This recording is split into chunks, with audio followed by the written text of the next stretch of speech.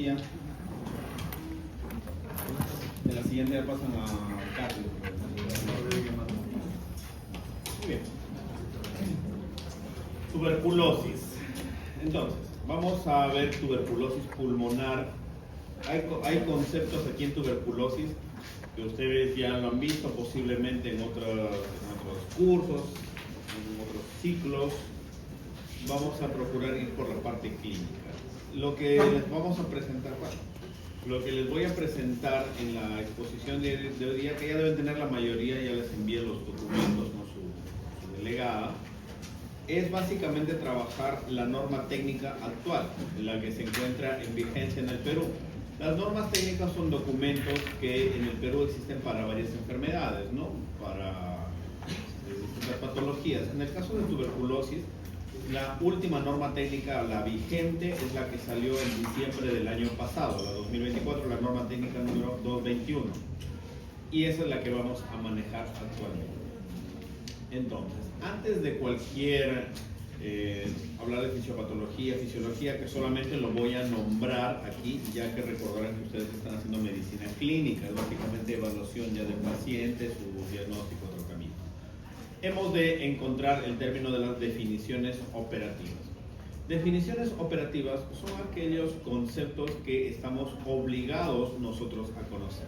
El tema de tuberculosis es importante para ustedes, independientemente les guste o no les guste el curso, porque están en una región en la cual, junto con La Libertad y junto con Lima, es alta la prevalencia de tuberculosis. Por lo tanto, el día que ustedes terminen su carrera, tengan su título y estén ya trabajando, por lo menos al iniciar su práctica médica, van a enfrentarse sí o sí en algún momento a pacientes con tuberculosis y deben saber cómo definirlos, cómo tratarlos.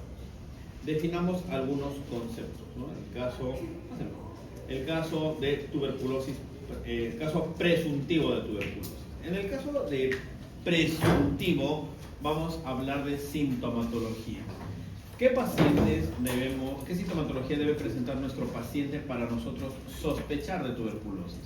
Hemos de hablar lo que está ahí escrito, bueno, un paciente con tos productiva, mínimo 2 semanas, eso nosotros le llamamos sintomático respiratorio, y es un paciente que además de eso debe tener sudoración, de preferencia nocturna, pérdida de peso, diaforesis, escalofríos, pérdida de peso, ya sean todos o algunos de esos síntomas. Pero, ¿qué pasa si es que mi paciente acude a consulta con esos síntomas? ¿Cómo lo he de registrar yo en el sistema, ¿no? Porque, ya les voy adelantando, tuberculosis, a diferencia de EPOC, asma y las otras patologías que hemos visto que básicamente quedan escritas en la historia clínica y nada más, la tuberculosis es una enfermedad que es registrada en un sistema nacional que se conoce con el nombre de Sistema Informático Gerencial de Tuberculosis, SIGTB. Es decir, todo lo que ustedes trabajen desde el día que tengan su título y se enfrenten con el primer paciente con tuberculosis, todo el historial deberán subirlo a esa página que se llama SIGTB, y eso va a estar a disponibilidad de todos, es decir, es una base de datos nacional. Por eso es que debemos definir bien esa terminología. Si mi paciente viene con todos esos síntomas, pero todavía no le he pedido ningún examen, yo lo calificaré como caso presuntivo de tuberculosis. Nada más, solo presuntivo. Y si tengo mi caso presuntivo de tuberculosis, ¿qué corresponde? ¿Qué debo pedirle? Si hablamos obviamente de tuberculosis pulmonar, porque la tuberculosis es una infección que puede ir en muchos órganos, cualquier órgano, pero vamos principalmente a la pulmonar. Entonces, si pensamos que mi paciente tiene toda esa sintomatología de TB pulmonar, en este caso, debo pedirle exámenes, ¿sí? Entonces, ¿qué examen deberé pedirle? Si hablamos de pulmonar, el primer examen que debemos pedir es la vaciloscopía o el estudio de esputo, de llamado BK en esputo. Ese paciente tiene dos opciones. Que con toda la sintomatología que nos cuenta, les haga la muestra de BK de esputo positivo. Entonces, ¿cómo definiré a ese paciente? Diré que es un caso de tuberculosis con confirmación bacteriológica, si es que le sale el BK o el cultivo positivo. Pero también cabe la posibilidad que mi paciente tenga toda la sintomatología que ustedes están viendo aquí arriba, pero le pida 1, 2, 3, 5, 10, 15, 30 BKs y todo le salga negativo. Entonces, Si es que tengo ese paciente con toda esa sintomatología y tiene todas sus pruebas de BK negativo, ¿le empezaré tratamiento o no le empezaré tratamiento? ¿O espero que le salga el BK positivo? Lo que debemos hacer es darle tratamiento. Pero debemos darle tratamiento basándonos en otras variables. ¿Cuáles son las otras variables? No solamente está el criterio clínico, sino también el criterio y el apoyo imagenológico, radiografía principalmente o tomografía, sea el caso, ¿no? Inmunológico, histopatológico, que ya lo describiremos, laboratorial o inclusive epidemiológico. Es decir, si tengo un paciente con toda esta sintomatología, me sale negativo en el examen de tuberculosis, pero convive con personas con tuberculosis, la sospecha es muy elevada.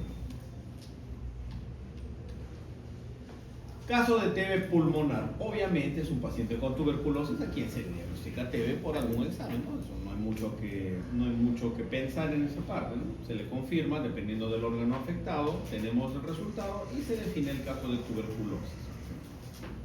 Caso de tuberculosis extrapulmonar. En el Perú, ¿cuál? No puede estar sentado. En el Perú, ¿cuál es el principal órgano que se afecta de tuberculosis extrapulmonar? En el Perú, es decir, si les hacen una pregunta, el primer órgano o la primera manifestación de tuberculosis extrapulmonar en el Perú, ¿qué es? ¿Le llenarán ustedes? ¿Quién responderán?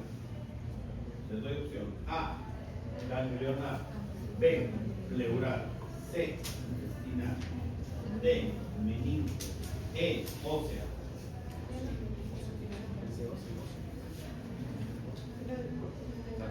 Esa pregunta, ustedes, es una pregunta que viene a veces en los exámenes de salud, en los exámenes de NAMI, en las preguntas de rasquetado, ¿ya?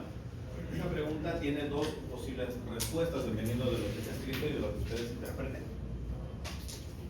Si la pregunta dice, en el Perú, ustedes leen esa palabrita, en el Perú, la epidemiología de la tuberculosis extrapulmonar en el Perú es muy diferente a la epidemiología mundial. Si la pregunta queda, dice, en el mundo, o simplemente dice la forma más común de tuberculosis extrapulmonar, se entiende que es en el mundo, no lo especifica en el Perú, es la ganglionar, en el mundo, pero si es en el Perú, es la pleural. ¿Ya? Eso es lo que deben tener en cuenta. Entonces, si mi paciente tiene tuberculosis extrapulmonar, recordemos que en el Perú la principal presentación es la pleural, que nos tiene de tuberculosis extrapulmonar. Hasta ahí no hay mucho que pensar, ¿no? Básicamente son conceptos que por simple lógica salen. Caso índice, vamos complicando un poquito más la cosa. Caso índice, ¿qué llamamos un caso índice? Si tengo un grupo familiar, un grupo de amigos, un grupo X, que uno de ellos, por ejemplo, imagínense que ustedes viven o alquilan entre varios apartamentos, son roomies, son 3, 4 personas en el mismo espacio. Y de repente una de las personas que vive, porque se juntan a almorzar, se juntan en el comedor, almuerzan, cenan, yo qué sé, comparten el ambiente. Y una persona empieza a toser, se va a hacer su descarte, salió positiva. De todo ese grupo, es la primera persona que se le diagnostica. ¿Sí? Entonces, por ser la primera persona, nosotros lo llamaremos caso índice. Caso índice. Persona con diagnóstico de tuberculosis en quien se centra la investigación. Es la primera persona de un grupo, puede ser de amigos, familiar, etc. Pero es la primera de todo el grupo. El resto puede también o no tener tuberculosis.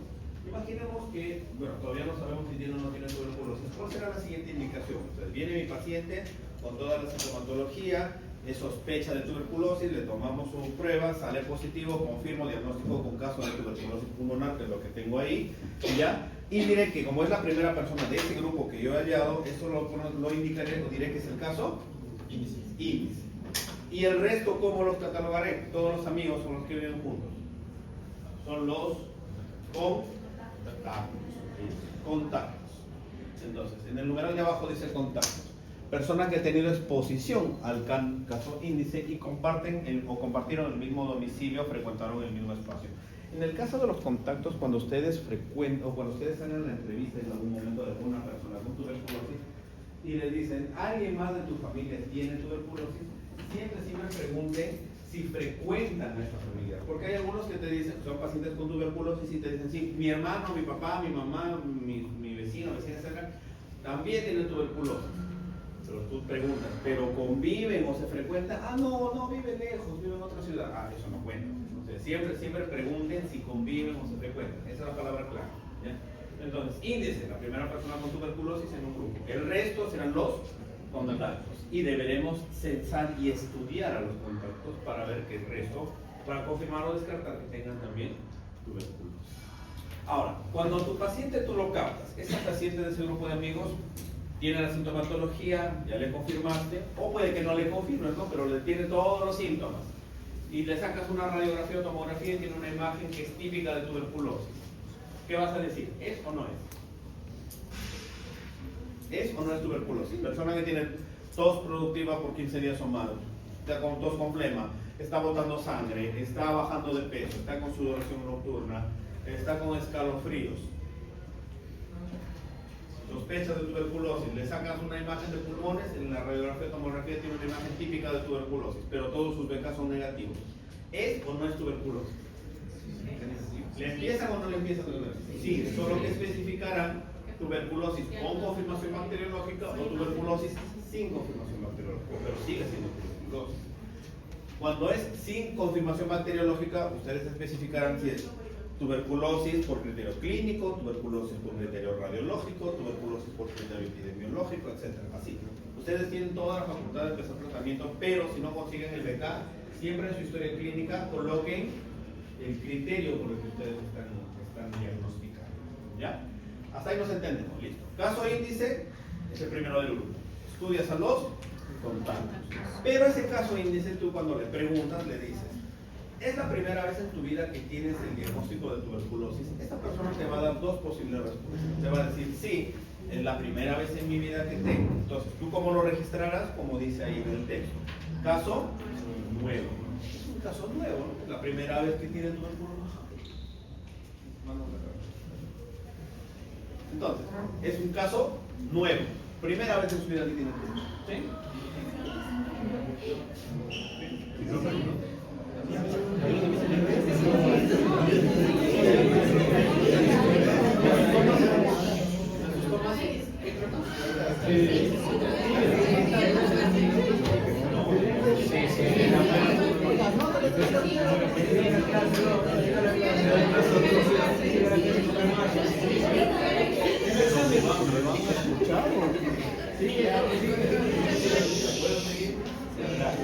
Les decía, entonces, el caso nuevo, ¿qué quedamos? Persona que por primera vez tiene tuberculosis. Pero también tenemos, aparte del caso nuevo, ¿qué más?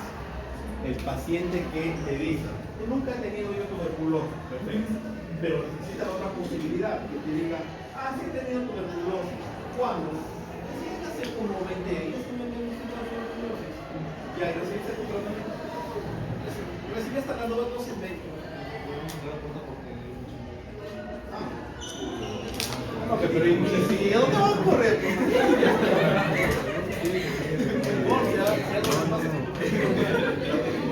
Yo quiero probar.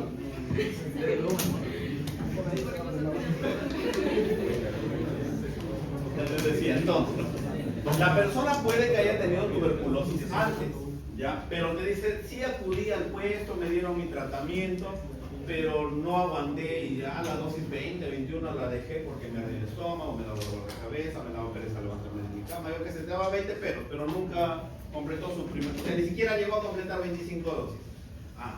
¿Y qué hiciste? Lo dejé.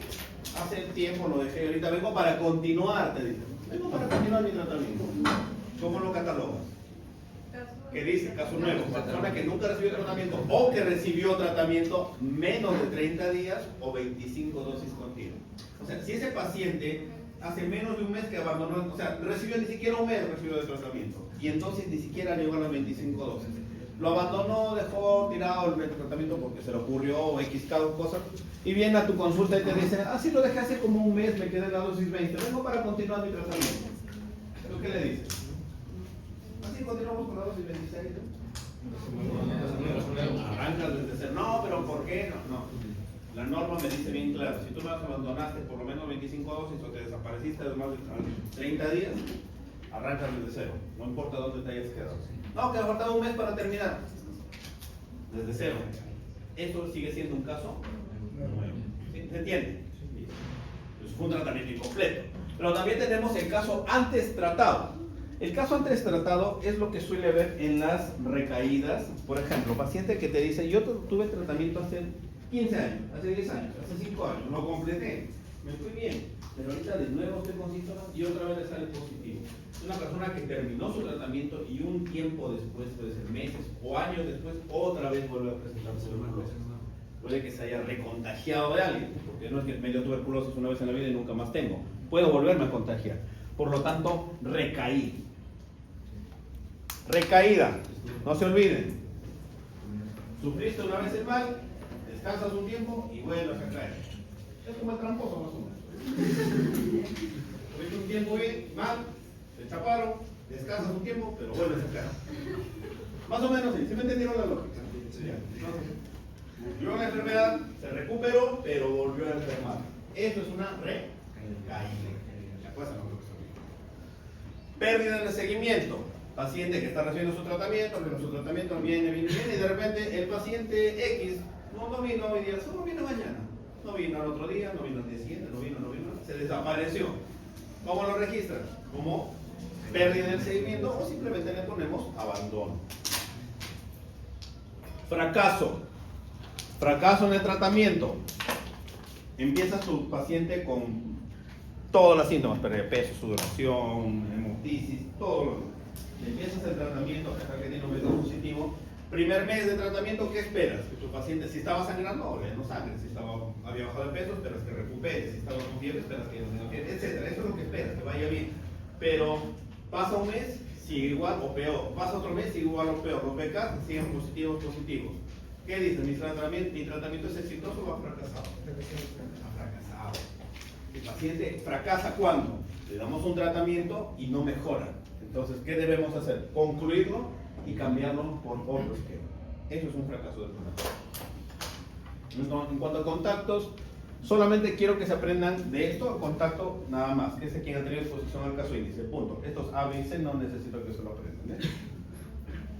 Enfermedad posttuberculosa. La enfermedad posttuberculosa es un concepto que ya entra en esta nueva guía que antes no había. Es la típica, en términos sencillitos, las complicaciones posttuberculosis, que espero que lleguemos a acabar. Ya eso lo veremos en los últimos diapositivas. Pruebas de sensibilidad a medicamentos antituberculosos. En la historia de la tuberculosis, teníamos la tuberculosis, es una enfermedad muy antigua, aparece con la humanidad. Con la aparición de la humanidad aparece la tuberculosis. Eso ya es historia, no vamos a entrar mucho en detalle.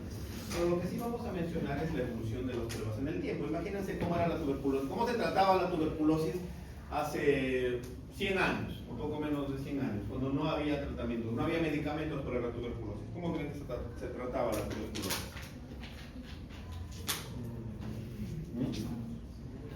Hablamos hace 100 años, que no había ninguna pastilla, no existía nada. ¿Cómo trataban a la tuberculosis? Le llamaban los tísicos. La tiza. Los neumólogos, sus primeros términos es que neumólogos los antiguos, ¿no? Les llamaban los tisiólogos. Porque no es eso lo que manejaban solo los tuberculosos. Simplemente les hacían su baño de sol, sacaban su cama, vaya al sol, allá hay aire y esperemos que la naturaleza haga su efecto. Nada más. Simplemente aire, sol, otra cosa. Y aislarlos, otra cosa no se hacía. Parecía como tipo leprosos, los aislaban. No había tratamiento. Pero luego, aproximadamente a mediados de los años 40, empiezan a aparecer los primeros medicamentos. Uno de los primeros medicamentos es la isoniazida, por ahí aparece el PAS, el ácido paraaminosalicílico, por ahí aparece la streptomicina. Entonces, empiezan a tratar a los pacientes con tuberculosis. Y eso es lo que se empieza a dar, ¿no?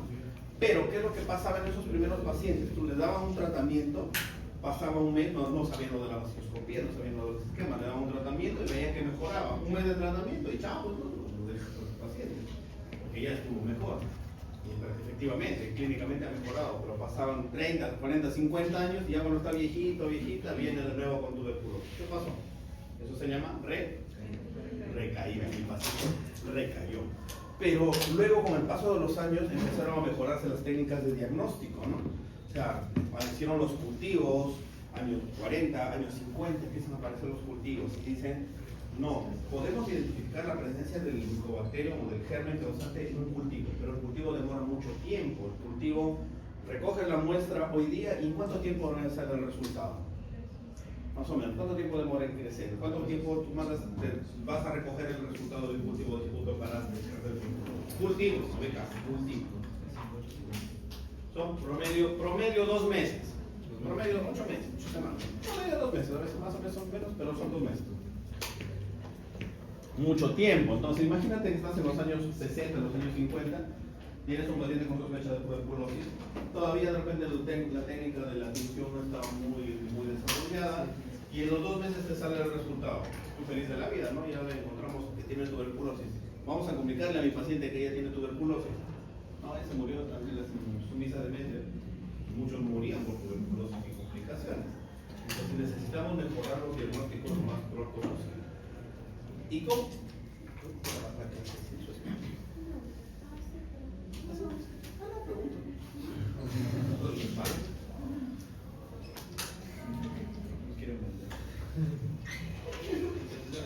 ¿Hubo temblor? Sí, hubo temblor.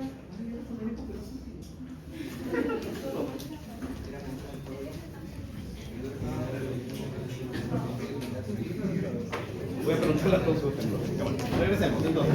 A lo que voy, sigo para no perdamos la idea.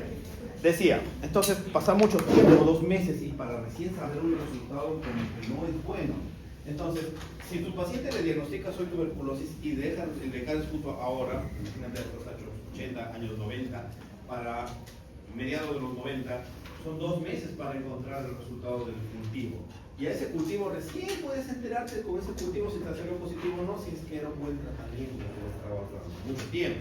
2 meses tu paciente puede empeorar o hasta morir. Para eso ¿qué es lo que se inventa? Las pruebas de sensibilidad. Las pruebas de sensibilidad son pruebas inmunológicas, moleculares, son pruebas moleculares que lo que hacen es evaluar, uno, la presencia del ácido nucleico del Mycobacterium tuberculosis, y 2, nos dicen si el tratamiento que nosotros le estamos dando va a ser un tratamiento exitoso, y analiza la efectividad del tratamiento con los medicamentos anti-TB. Para que se pongan un ejemplo, para ponerles un ejemplo. Si tengo mi paciente con BK positivo, perfecto, yo le doy tratamiento solamente con el BK positivo y dentro de un mes mi paciente no mejora. ¿Qué pasó? No sé, quizás fue resistente. Alguno de los medicamentos que yo le estoy dando no está siendo efectivo. ¿Cómo sé cuál medicamento no está siendo efectivo? Paralelo, mientras tú estabas dando tratamiento, el laboratorista cogió esa muestra y la mandó a la prueba molecular. La prueba molecular más básica que existe, que se maneja aquí en el Perú y en Chiclayo se maneja normalidad, es la prueba del Ginesper. Ginesper lo vamos a mencionar más adelante. Ginesper es una prueba molecular que lo que hace es hacer 2 cosas. Decirme si mi tratamiento va a ser efectivo frente a la rifampicina, uno de los medicamentos anti-TB, y 2, me dirá si hay o no presencia del ácido nucleico del Mycobacterium tuberculosis. ¿Cuánto tiempo me demora un Ginesper en salir? Solamente 2 horas, nada más. ¿Sí? En 2 horas está el resultado. Pero hay otras pruebas moleculares más avanzadas que ya las voy a mencionar más adelante. ¿Cuál es la ventaja de las pruebas moleculares? De las pruebas de sensibilidad, que me acortan el tiempo de diagnóstico, me mejoran el tratamiento, pero no llegan a superar el resultado de un cultivo. Paciente fallecido, paciente que fallece por cualquier causa antes o durante el tratamiento anti-TB. Hay mucho que analizar. Sintomáticos respiratorios, tampoco vamos a analizar. Los numerales A, B, C y D no necesito que lo aprendan, solamente saber que el sintomático respiratorio es aquella persona que presenta tos y flema por 15 días o más. Esto nunca se olvide, por favor. Persona que presenta tos y flema por 15 días o más se llama sintomático respiratorio. Ahora, la clasificación de los medicamentos. Para hablar de la clasificación de los medicamentos, insisto, estos temas porque ustedes lo mismo, más o menos, por eso vamos a avanzar un poquito más. ¿Cuáles son los medicamentos básicos de tratamiento para la tuberculosis? La piracina. Son los 4 medicamentos básicos. Los los únicos, sino los básicos. Como hemos dicho que los medicamentos, todo tratamiento de TB pasa por un filtro que se llama prueba molecular o una prueba de sensibilidad para saber si mi tratamiento va a ser efectivo o no, existen varias posibilidades de ese resultado de la prueba de sensibilidad. Que me salga en la prueba de sensibilidad que mi paciente va a ser resistente, por ejemplo, solo a la isoniazida, o que mi paciente sea resistente solo a la rifampicina, o que mi paciente sea resistente a la isoniazida y rifampicina, o que sea resistente a todos los medicamentos. Entonces, deberemos cambiar los esquemas dependiendo a cuál es el resultado de mi prueba de sensibilidad. Si mi paciente es resistente solo a isoniazida, se abrevia así, TBH, H siempre es el símbolo de la isoniazida, TBHR, tuberculosis resistente a isoniazida. Les explico porque de repente en su examen se me ocurre, me da pereza estar tipeando y pongo TBHR, entonces pues digan, no me quiero que me estén llamando aparte, doctor, ¿qué es HR? ¿Ya? Por si acaso. TBHR, paciente con resistencia solo a la isoniazida. Antes de continuar, quiero que sepan lo siguiente, de los 4 medicamentos básicos, hay uno que es el centro de todo. ¿Cuál creen que es el centro de todo? La isoniazida, la rifampicina, el etambutol o la piracinamida. La rifampicina es el centro. Tiene una razón de ser, ya lo explicaré más adelante. En el tema de las resistencias, quiero que me sigan la secuencia aquí. Esto no ha modificado mucho respecto a las normas anteriores, sigue siendo lo mismo. Si mi paciente tiene por prueba de GeneXpert, que solamente GeneXpert demuestra resistencia solo a rifampicina, por si acaso eso anótenlo, grábenselo. GeneXpert es una prueba molecular que solo me detecta resistencia a rifampicina, nada más. Imaginen que le hacen la prueba molecular GeneXpert a mi paciente y me sale que es resistente a rifampicina. Modificaré un esquema y yo lo catalogaré como TBRR, resistente a rifampicina. Hasta ahí no hay problema, es un monorresistente. Monorresistencia a isoniazida, monorresistencia a rifampicina. Entonces, ¿estamos siguiendo la secuencia? Listo. Hablamos del mismo paciente que llegó a consulta.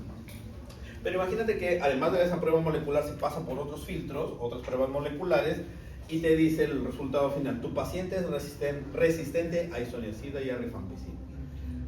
¿Cómo llamamos a mi paciente que tiene resistencia a los dos medicamentos? Isoniazida y rifampicina. MDR o multidrogo resistente. ¿Sí? Hasta ahí no varía mucho más de lo que son ustedes amantes de la MIR, amantes del CTO, amantes del Villamédico, ¿no? Todo eso está igualito, es un copia-pega. Hasta ahí no hay gran cosa, no, eso me enseñaron. Listo, pero para eso vamos a cambiar. ¿Qué decía su Villamédico sobre tuberculosis XDR?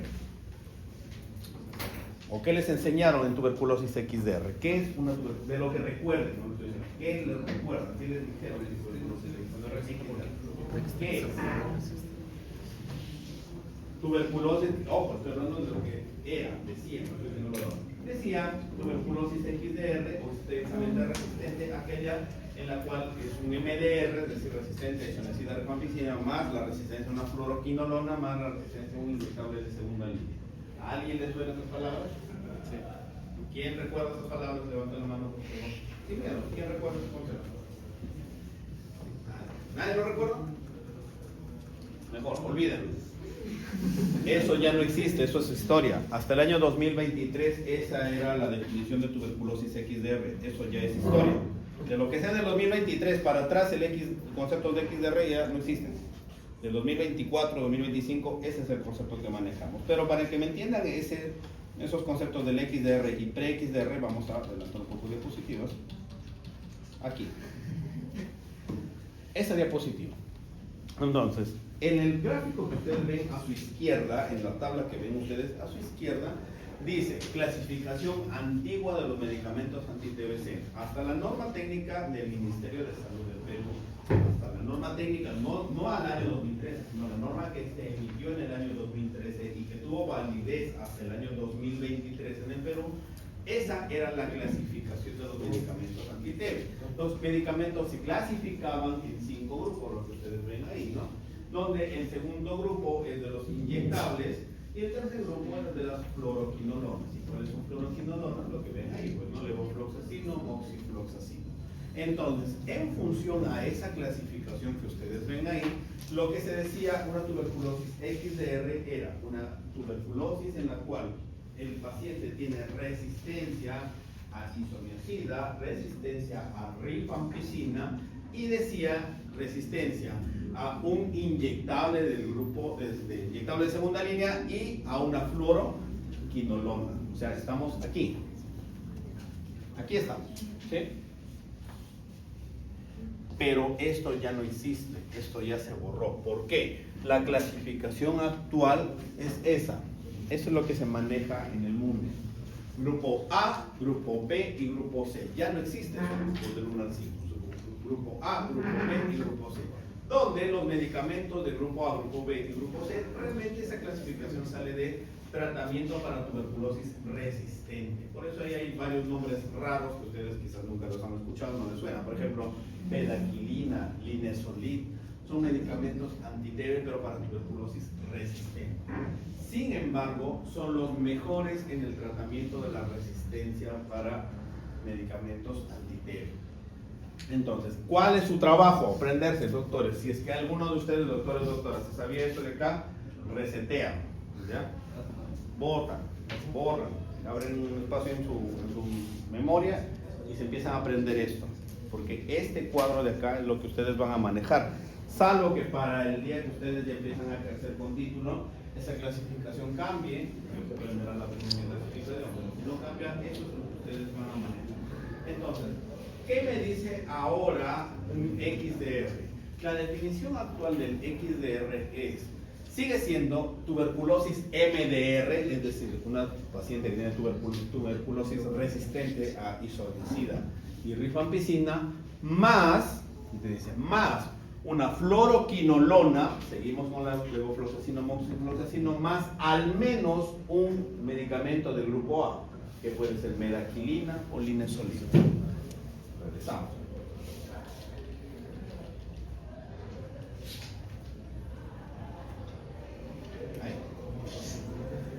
Aquí, XDR, tuberculosis resistente a rifampicina o multidrogo resistente con resistencia detectada a cualquier fluoroquinolona y al menos a un medicamento del grupo A, que puede ser bedaquilina o puede ser linezolid.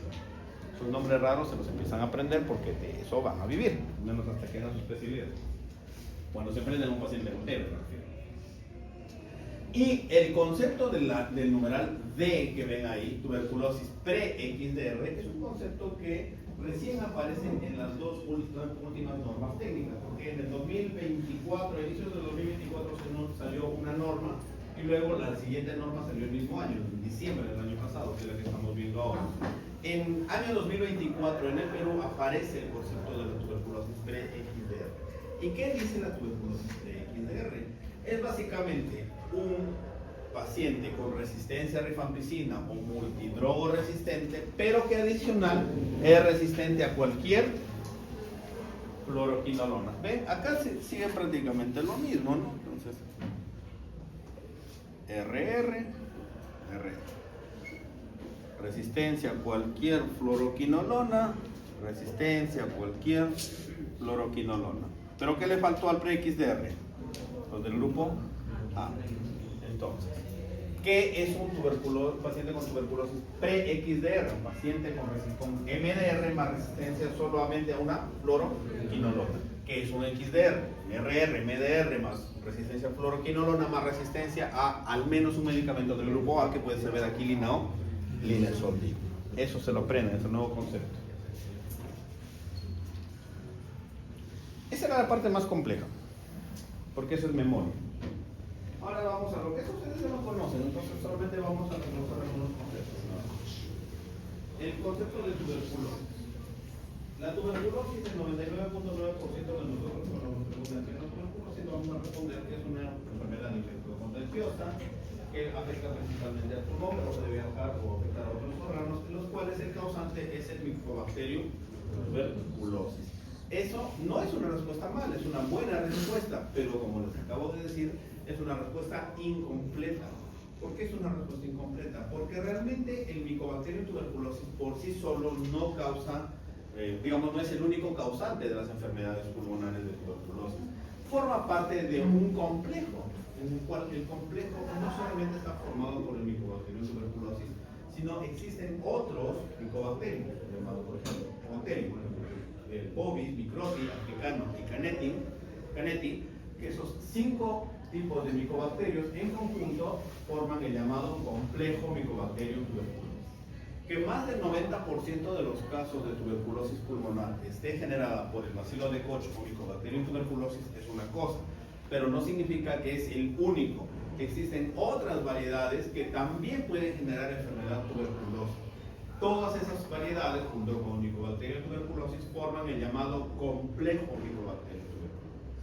Entonces, a partir de ahora sería mucho mejor si es que cuando den la definición digan que la tuberculosis es una enfermedad sistémica, infección infectocontagiosa causada por el complejo Mycobacterium tuberculosis. ¿Sí? Hay otros tipos de Mycobacterium, como lo que ven ahí en la imagen, Transasis, tuberculosis, intracelular, fortuitum, que forman parte del llamado micobacterios no tuberculosos, MNT. Eso no es cuestión de estudio, eso lo ven los infectólogos. Y hay otros tipos, como por ejemplo el Mycobacterium leprae, el bacilo de Hansen, causante de la lepra, eso lo ven también los infectólogos. Son variedades. Simplemente, sin embargo, a ustedes lo que les interesa es, para cuestiones de neumología, las del complejo Mycobacterium tuberculosis.